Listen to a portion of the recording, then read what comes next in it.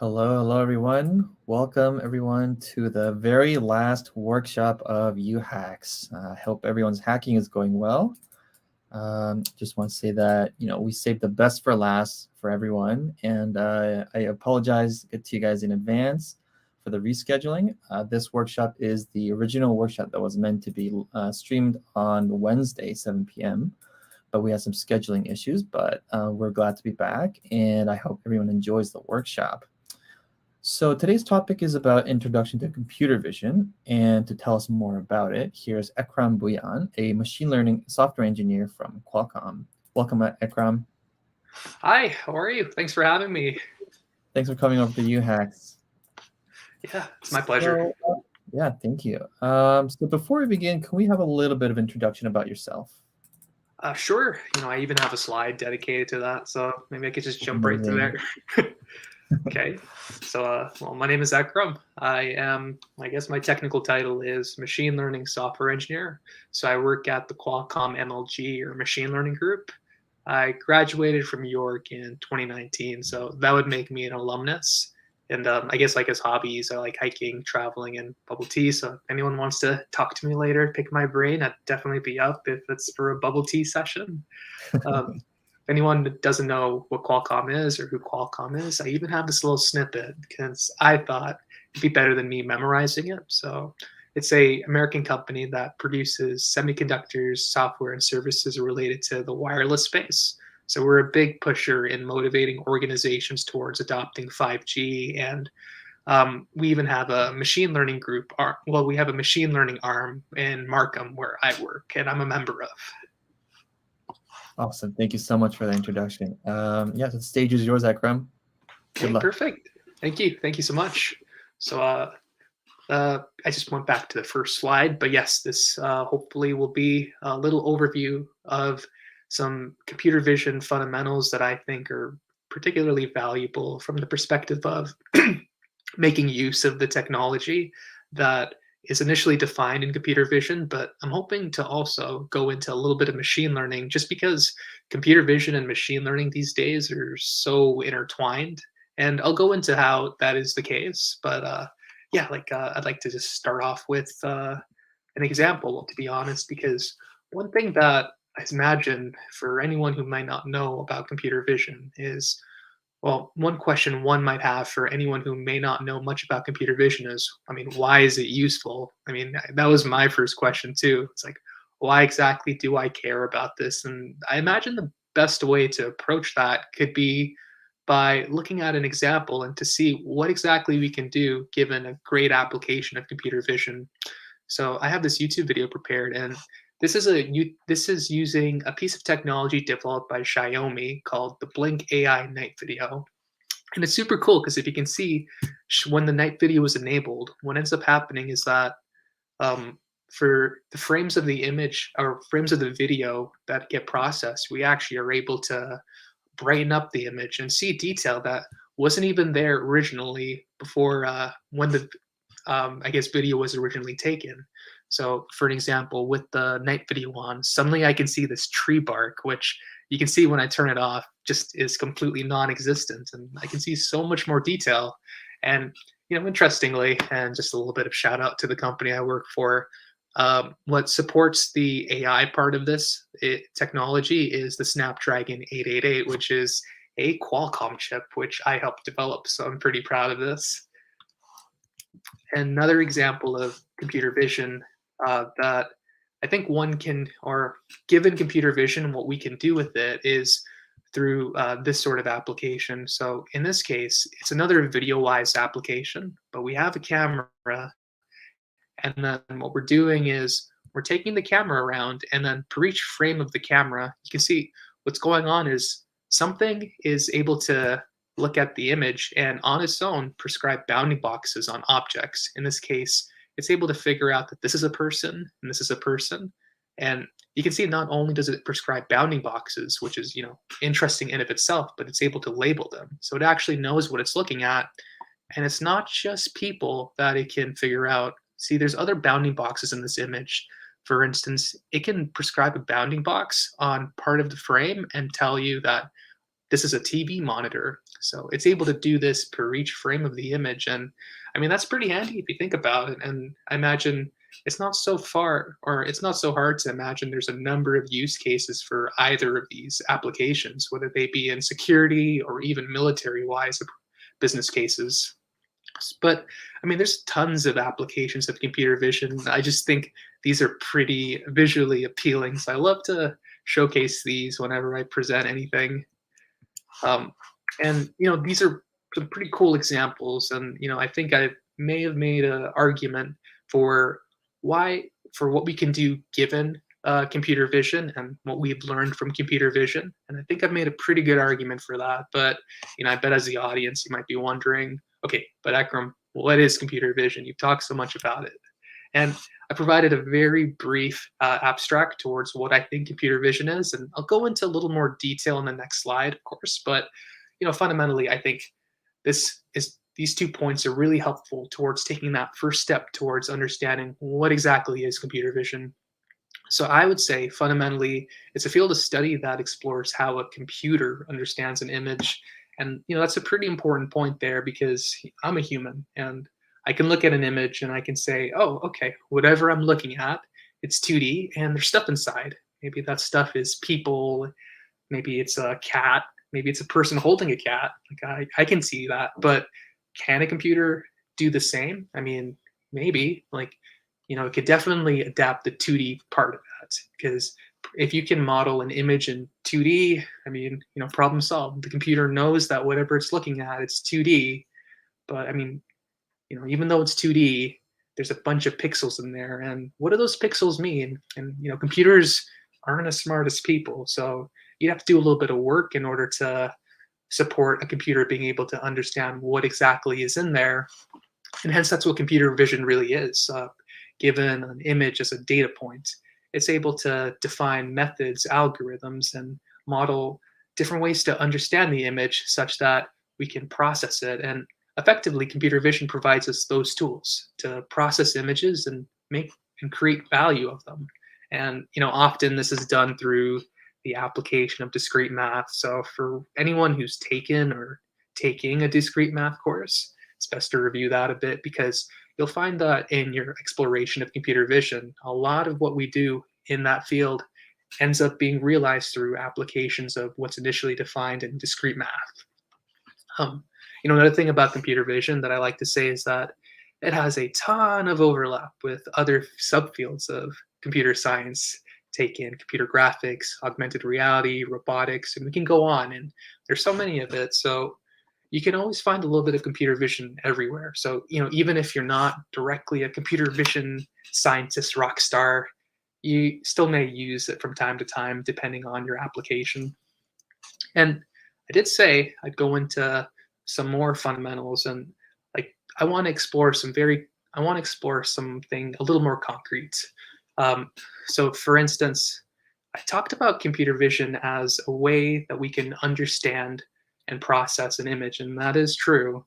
But more mathematically, I guess we can somewhat model it as a form of signal processing, which our courses you can take as well. And the reason why I bring that up is, given that one can stand at a vantage point and say, oh, I've seen this before, this is signal processing.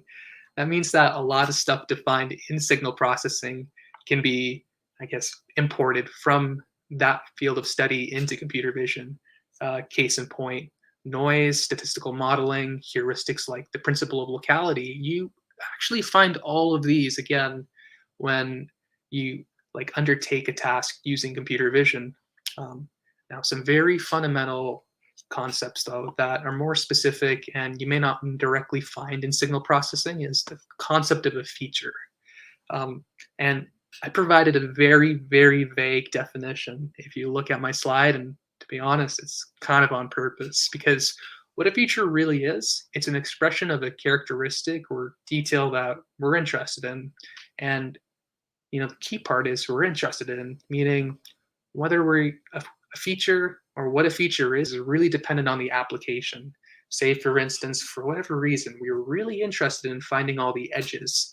Maybe we wanted to find the boundary. Maybe we wanted to isolate objects that against the boundaries or against the background. So we want to do a foreground background isolation sort of task.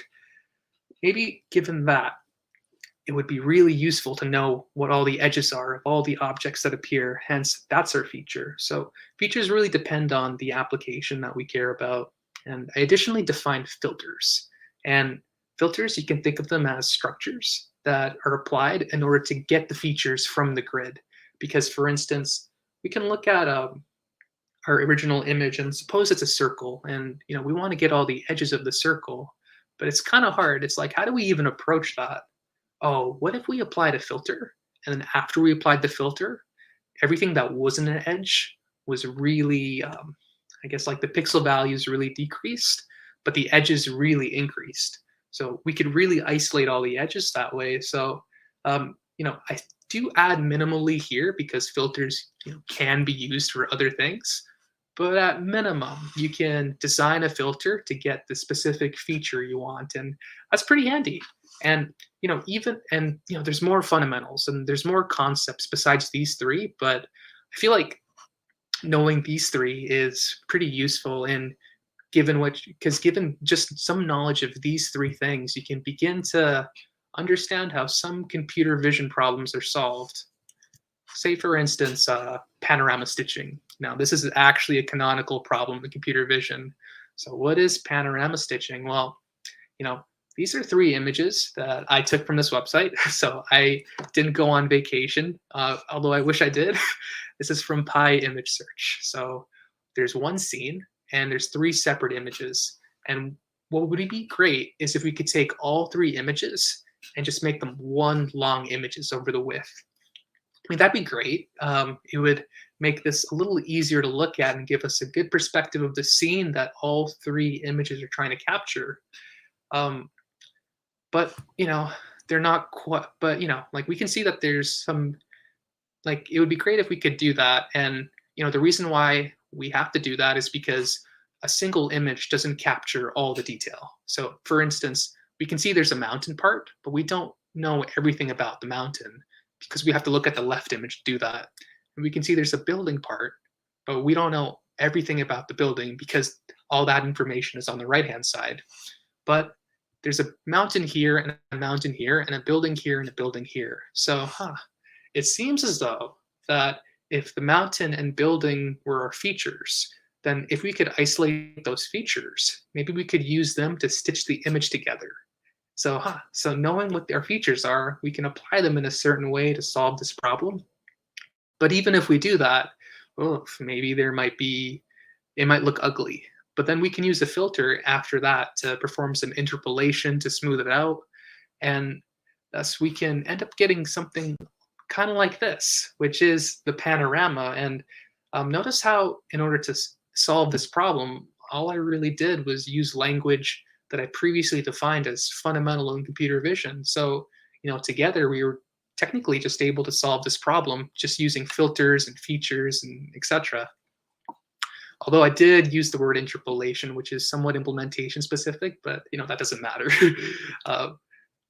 And what I would argue is that this is pretty cool because all we did was we used what we knew in computer vision to solve this. In other words, we modeled a problem using computer vision and we solved it using computer vision. But in a lot of cases these days, we hear the term machine learning thrown out, and what is machine learning exactly?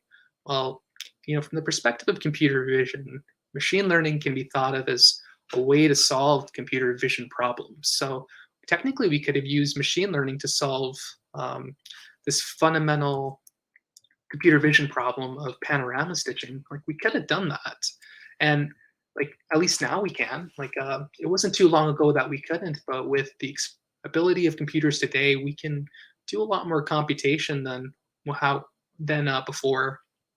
And in fact, today, if you go to some place like CVPR, which is a conference that happens and is specific to showcasing the latest and greatest in computer vision, you'll find a lot of works tend to be, here's this computer vision problem, and look at us. We found a way to use machine learning to make this perform very, very well. So that's pretty cool, actually. So, what I'm starting to imply actually is that it seems as though in a lot of cases, computer vision problems can be solved using machine learning. So maybe it might make sense for someone who really likes computer vision to know a little bit about machine learning. And hence why I think it's so important to really talk about machine learning, since these days you can't, it's really hard to, unless you're working on some very low level driver, it's very hard to talk about computer vision without machine learning. And yeah, a lot of computer vision problems these days are solved with machine learning. So, maybe it makes sense to talk about machine learning. And I think today I'd like to just go into a very vague explanation. And I didn't use the term, let me rephrase that, a very abstract definition. So, still very useful, but abstract enough for the sake of being able to talk about it in a pretty fun way.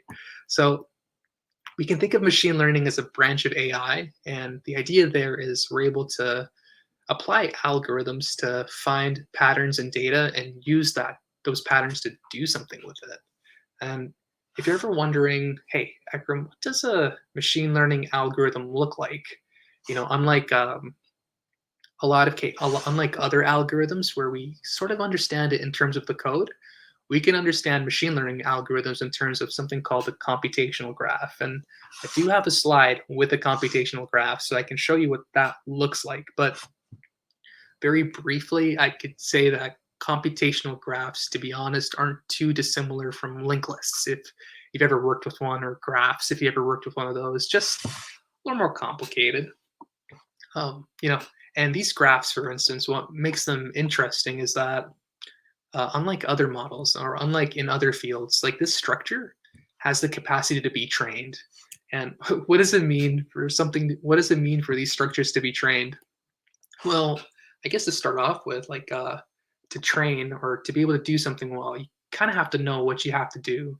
So suppose what you have to do is you have to take an image, and per each image and per an image, you come up with these bounding boxes, just like with all those other problems or just like with those videos we showed earlier. So per each frame of the video, you have to describe a bounding box.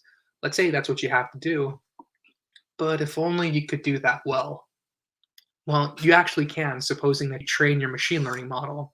And it's not too dissimilar and training is not too dissimilar from these sort of images where you start out kind of bad, but then you get better and better and better. And then you're at a point now where the model says, oh my God, I'm able to solve this problem so easily. Wow. It was because I was trained to do it, actually.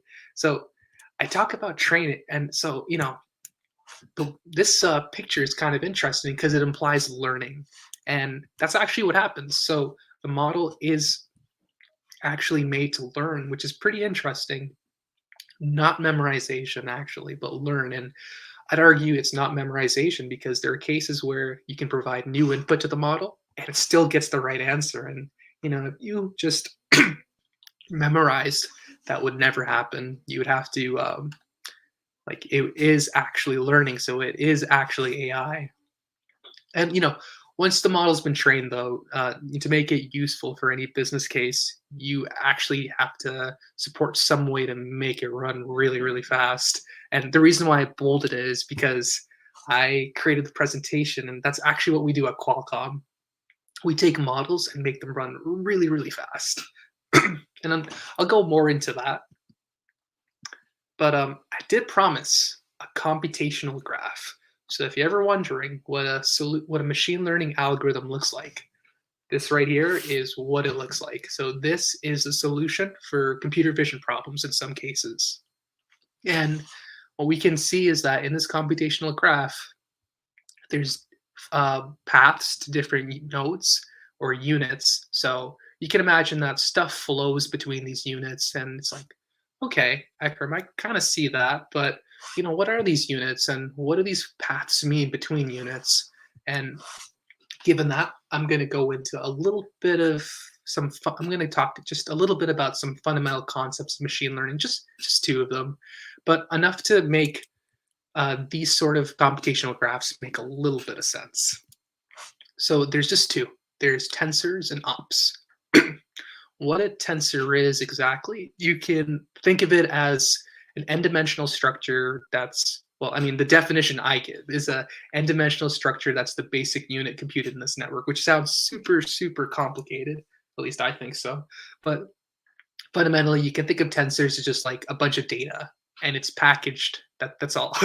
And a lot of times in programs, we model tensors as multidimensional arrays. So if you ever worked with an array, tensors are just arrays of arrays of arrays of arrays. So it's not too dissimilar from that. And between between these nodes, the data that flows are tensors actually. So how a computational graph works is that we start at the top, and just like water, we have flow between these nodes, but what flows are the tensors themselves. But what exactly are these units in between, uh, I guess like on either side of these paths? And these are what we call ops. So you'll see different frameworks like TensorFlow, PyTorch, etc. all talk about ops. They're op crazy. What an op is a function that can produce and consume a tensor. Produce just means its output, and consume means input. So it's just a function, really. It takes input and output. But what ops are exactly, or like how we can understand ops.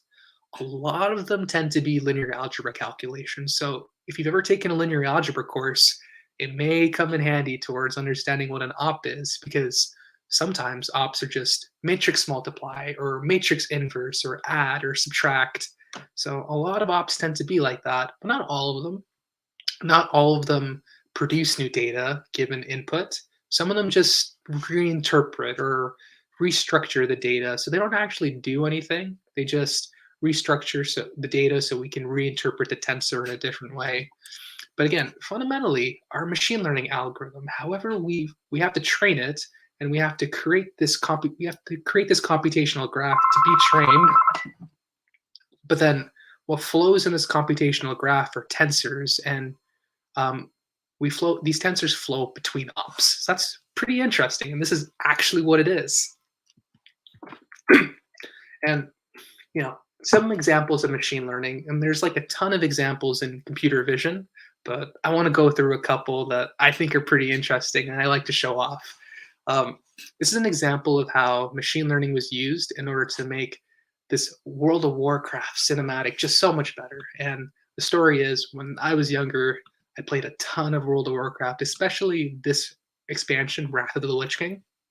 And one thing that I really liked about World of Warcraft then was its cinematics. They were just amazing. And for someone like me who every now and then likes to take a little bit of a nostalgia hit by looking up these old cinematics, I found a lot of joy in how machine learning was used in order to really improve the cinematic. And I think the best way to showcase the improvement is through a side-by-side example. So what happened here was someone took each frame of the video, and per each frame, they performed upscale and reconstruction calculations using a machine learning algorithm to really improve the graphical detail. And you can literally see when we compare the right to the left, and I mean, to be honest, the right's still pretty good. And I think this cinematic came out in 2007. So for something that came out in 2007, it's still pretty good, but there's dramatically more detail when we look at it from left to right. I mean, right to left. And through these sort of applications of machine learning, we can take these old cinematics, these old videos, and these old photos and really breathe new life into them, which is kind of ironic given this like cinematic, the theme of it was all about undeath, so it's a little bit ironic I mentioned that. But yeah, I really enjoyed seeing someone post this kind of video and really see how machine learning can be used in order to really like add so much more detail that wasn't there before. And one thing I want to emphasize too, though, is that this use of machine learning is, again, to solve a computer vision problem, because as videos are modeled as a linear sequence of frames, this algorithm is applied per frame, and a frame is effectively an image. So we're essentially computing on an image and applying an algorithm to do so. So this is kind of interesting. And here's another one. And For the first time, I'm going to be talking about a machine learning example that's independent of an image. So, but this is just to showcase how powerful machine learning is. And this is for Mar.io. So what happened here was someone took Mario and, well, I think this is Super Mario 4, Super Mario 2. I'm not really sure actually, but someone took Super Mario and they took a machine learning model, in this case, a deep reinforcement model, and they trained it until it was able to successfully reach the end of this level in the most optimal way. And you might be thinking, hey, Ekram, you just said optimal way. What do you mean by that? Well, what someone did was they trained this model using positive and negative signals. So every time the model did something bad, meaning it clicked a button such that it would like maybe fall or die or hit an enemy, it received a negative signal. But every time it approached the end or did a good action, it received a positive signal. So in some way, people were able to take a machine learning model and train it so that it became just technically a really great bot. So it's able to get from its this machine learning model in particular, this deep reinforcement models, did a really great job when it came to completing this level. And this final one that I want to show you is MaskR CNN. So MaskR CNN is a specific machine learning model. In this case, it's being able to solve a computer vision use case. This computer vision use case is that, and I think this image right, this part of the image right here is probably the most is useful in exemplifying what the computer vision use case is. You can see that for each car, it not only prescribes a bounding box, but it's also able to segment the car from within the bounding box. So for every pixel, it knows that each of these pixels belongs to the car. So this is a problem that the MaskR CNN machine learning model solves for a computer vision use case. And what's pretty cool about this kind of thing is, although it's not as cool as showing you like the video games from before, these kind of algorithms are used in order to promote the use of self-driving cars. So a lot of automotive use cases will apply these machine learning models because, for instance, now that it knows where these cars are and now that it knows where these cars are exactly, perhaps it can do things to avoid these cars because it knows where they are in the image now. So there's a lot of automotive use cases that would really benefit from the use of models like MaskR CNN, and that's actually what I do a lot of work on. So it's pretty fun. And now you might say, okay, Ekram, I think I know computer vision. Computer vision, I have an idea of it. It is something that can be used in order to enable these fantastic use cases. It uses discrete math. It involves looking up features and filters and defining, and a lot of problems that computer vision solves. Machine learning can be used there too. So I don't need to just be, so given that I can model a problem using computer vision, now I can solve it using machine learning. And that's really cool because it seems like there's so much potential to it. And the question is now, Ekram, this is so interesting. How can I do this for my career? Well, that's actually what we do at the Qualcomm MLG. So specifically what we do is we take these machine learning models and our whole goal is to make them run fast, really, really fast on our chips. We do some training and but I would argue that's like a minimum as far as like what the most of our developers work on. And we do all of this in mind of constraints modeled in terms of execution time, minimally consuming as little as power as possible, etc. And we have business units ranging from IoT to automotive. So we have our hand in a lot, and there are Qualcomm opportunities. So, and hopefully I can send this PowerPoint to the organizers of this hackathon, because this particular link right here is actually an application to join my team. So that'd be great to see another York student there. So that'd be pretty fun. And that was my presentation. Yeah, like if there's any questions, let me know, and I'd be happy to answer. I can't really see anything, so I would have to hear someone ask me. Thank you for the really cool workshop, Ekram. When I saw that Mario example, my mind was blown. Like, Yeah. well, yes. So there's a lot of questions here. I guess we'll take them from the top. This one says he's an undergrad in computer engineering. Is there anything that he should learn in specific for machine learning and computer vision? Well, I was actually an undergrad in when I was at York. I actually did my undergrad in computer engineering. So I guess what really helped me as far as getting my toes wet for computer vision was there was this class that it's being offered. I forget the code name, but it was being taught by Robert Wilds, and he does a really great job in giving you that foundational introduction into computer vision. So I recommend taking that class. But Mhm. also these days there's so many blogs like that you could use in order to just get a basis understanding of how you can apply computer vision.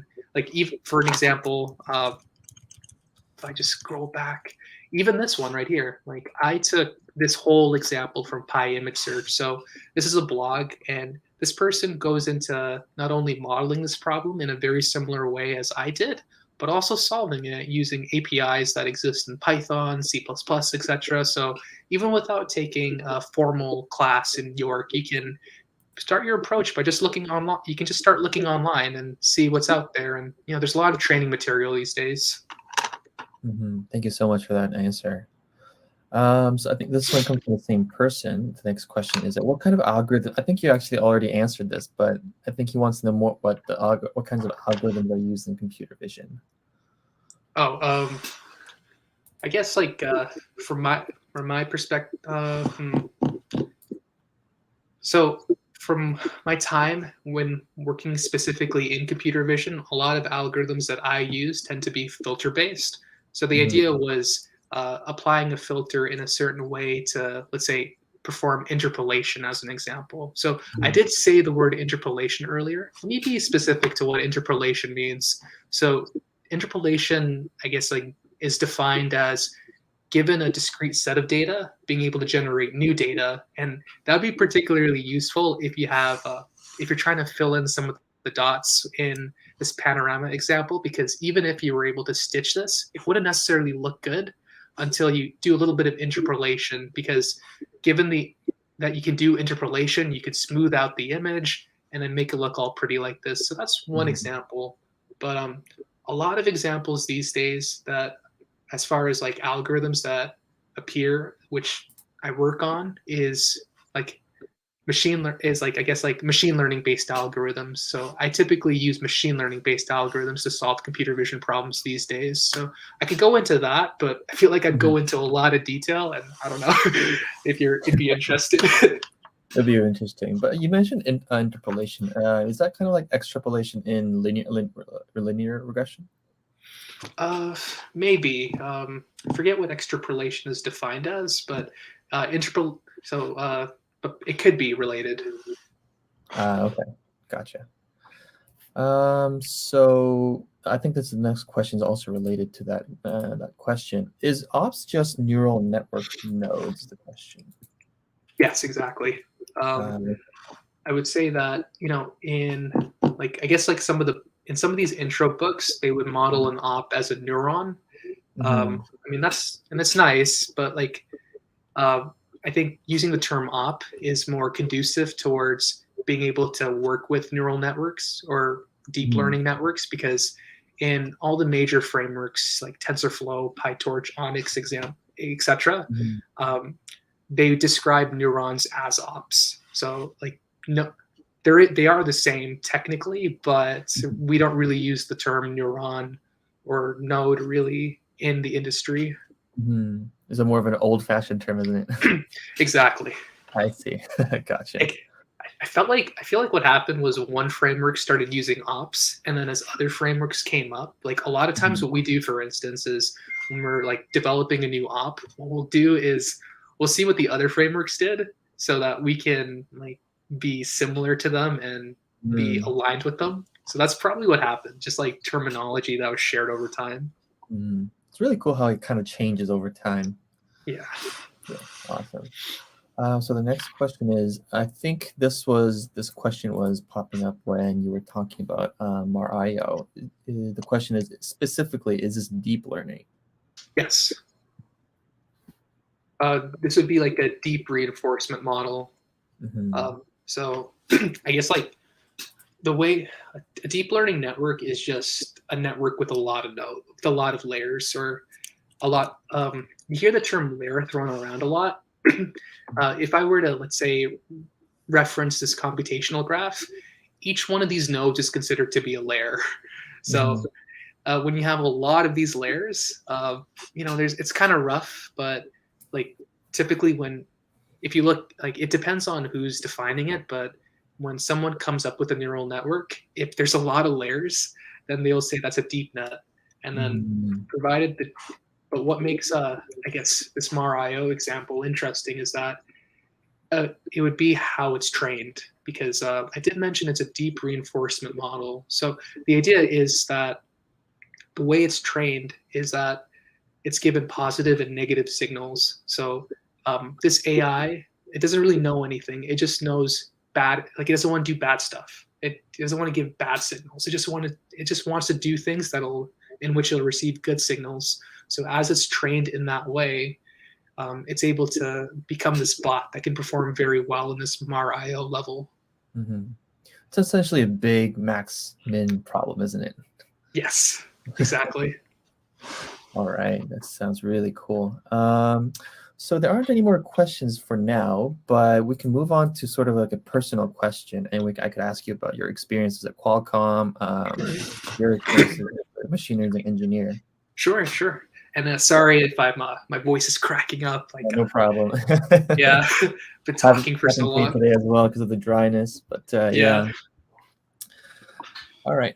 So I guess my first question would be, was computer vision your hobby or originally, or was it something that you just kind of came across with, or how did it become your thing? So interestingly, the way I got into computer vision was kind of funny. So my friend was taking the computer vision class, and he said, "Ekram, please take it with me. Please." So I took it with him, and then I did really good. And then that led to an internship. And then I thought that was really good. But to be honest, after that, I just ended up my first two jobs were in startups, and these startups were more web tech oriented. So I actually didn't know anything about. I actually forgot a ton of computer vision, and a lot of what I learned in computer vision and machine learning. I forgot a lot of it.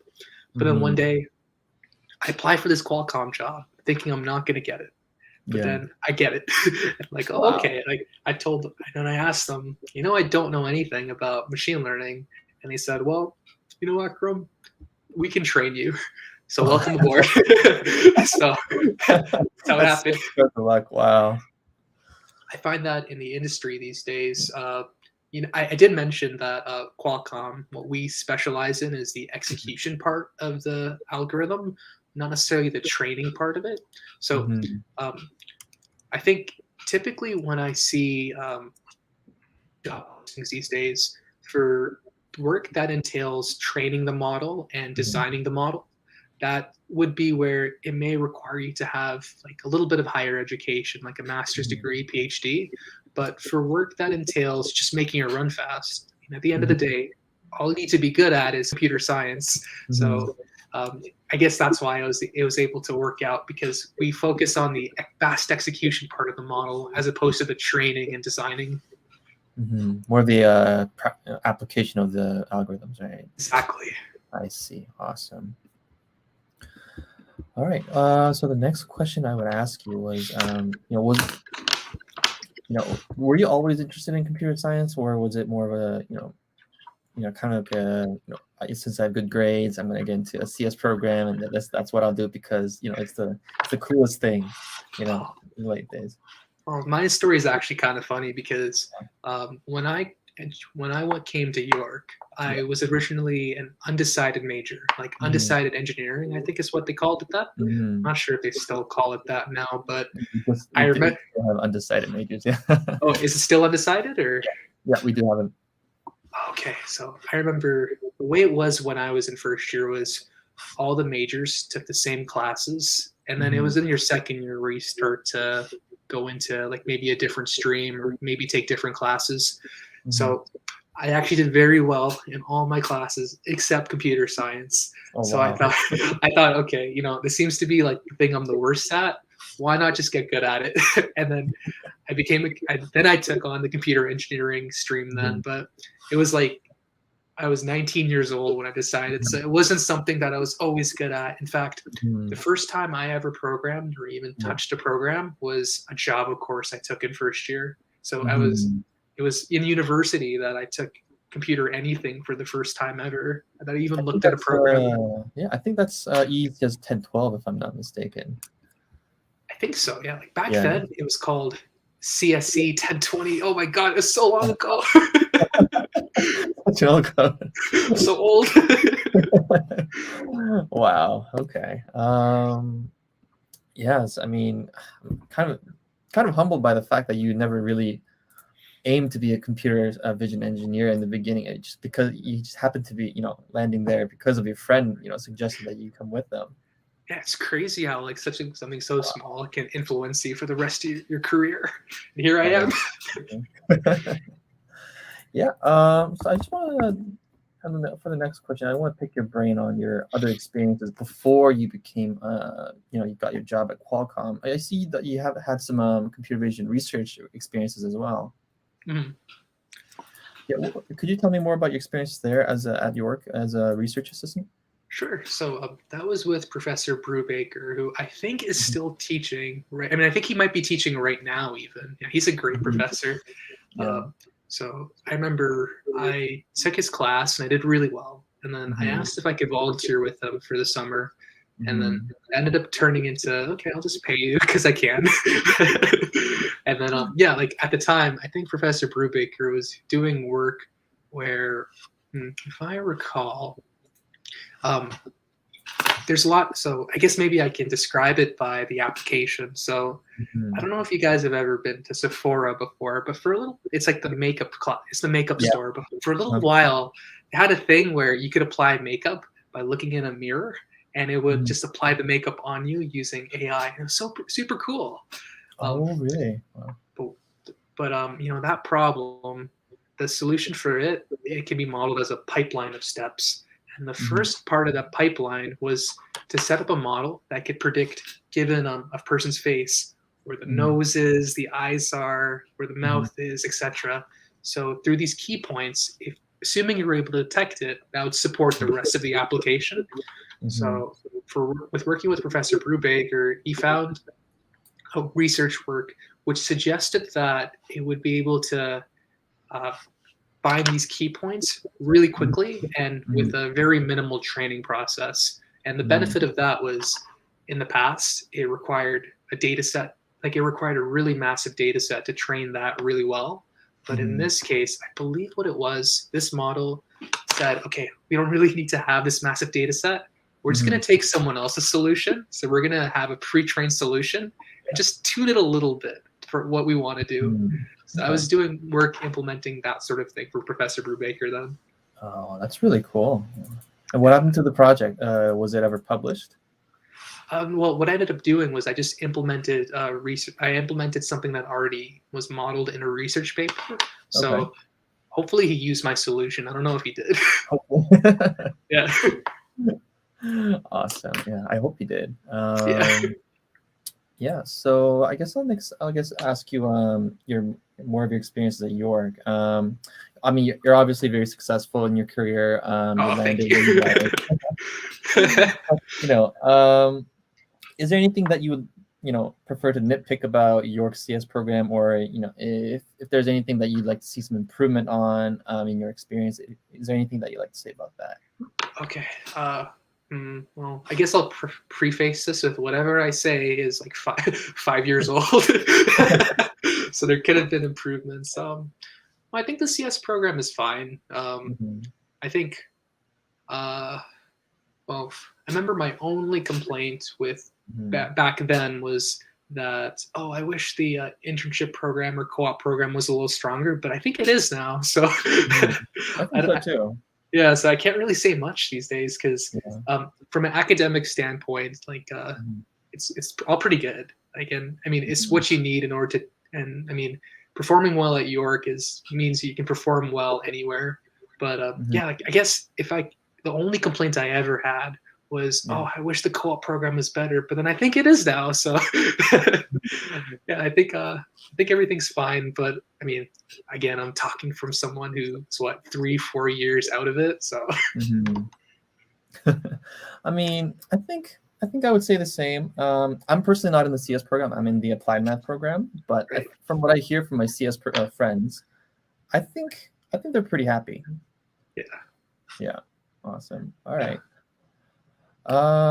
Yeah, so I guess we're nearing the end of our workshop time. For all the people who are watching right now and for the whole people who will be watching the workshops later on, do you have any word of advice to all the students who want to get into machine learning or into computer vision like yourself?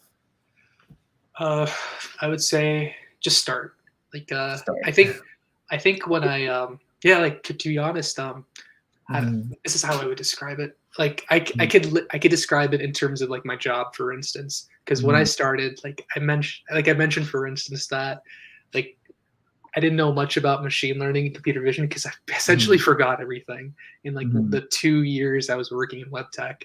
But Mhm. then they trained me, but how they trained me was is I sometimes very it wasn't very often that I was handheld. It was more like, hey Akram, go solve this, and then I have to Mhm. put in a ton of effort and I'd have to reflect on what do I actually know, and then eventually I was able to solve the problem and then I can move on because it turns out knowing this problem makes it a lot easier to know more complex problems. And I think Mhm.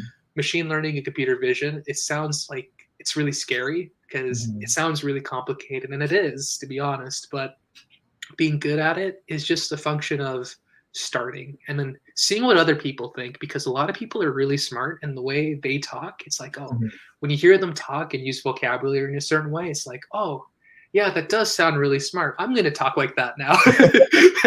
And then you meet new people who haven't met you before and they think, wow, this guy's so smart, but in reality you just heard someone else say it. But Mhm. I guess that would be what is learning. I guess that's learning. Yeah, I mean, I guess I just feel like in my experience, I just feel like you have to be humble and just be honest with yourself and knowing what you know and knowing what you don't. Just and then I feel like that fear of getting started and knowing what being afraid of what you don't know, it kind of stops you as well. Yeah. If I could take a quote from a manager who recently was giving us quotes because he's retiring, because he's so lucky he gets to retire. Um, Wow. he was saying he's so lucky. I wish I could retire right now. He was saying, it's actually respected if you are upfront with what you don't know, than um, like pretending you do know, and then because like people will trust you. Like I think in the industry, for instance, like all Mhm. of the engineers that I work with, we really trust each other. So if someone says something, like I'm gonna like really believe it. So, but if they're wrong, then I just wasted a lot of time. So it's Mhm. really respected to, like in engineering, it's very respected to admit you don't know something, because Mhm. that's truth, and there's a lot of trust because engineering is a lot of team related Mhm. stuff. So never worry about not knowing something. Just if you're upfront with what you don't know, it makes everyone's life a lot easier, and you Mhm. can ultimately do what you need to do. Yeah, wise words from the master. Well, again, I'm taking this for someone else. It's And still but wise he's, advice. yeah, so wise words. Yeah. All right. Yeah, I wish I could retire. Yeah, yeah. Thank you so much for coming in, Akram. It was a really humbling experience. I'm sure everyone learned a lot, and yeah, thanks again. Yeah. If anyone is in their fourth year and looking for an opportunity to work in my team, yeah, like hopefully I can give you the slides, and like there's that one link which I really like because that would be a link to apply to work on my team specifically. So that's kind of cool. Mhm. Yeah, that sounds really cool. Yeah, so those of you who want to connect with Ekram, you can click the link. No, not click the link actually. You can, I guess, you can copy paste the link on the screen popping up right now, right here. And you can ask him any questions you want. And the links that Ekram was mentioning, I will make sure to post that on our Discord channel so that you can check it out. I hope to see some of you there working with Ekram in the future. Yeah, come work with me, please. We need more York people. Exactly. All right, that wraps up our last workshop of the week. Thank you so much, guys, and thank you so much, Ekram, for coming in. Yeah, I hope best of luck to all of you in the future, and best of luck in the hackathon. And we'll see you tomorrow at the closing ceremony. Thank you, everyone.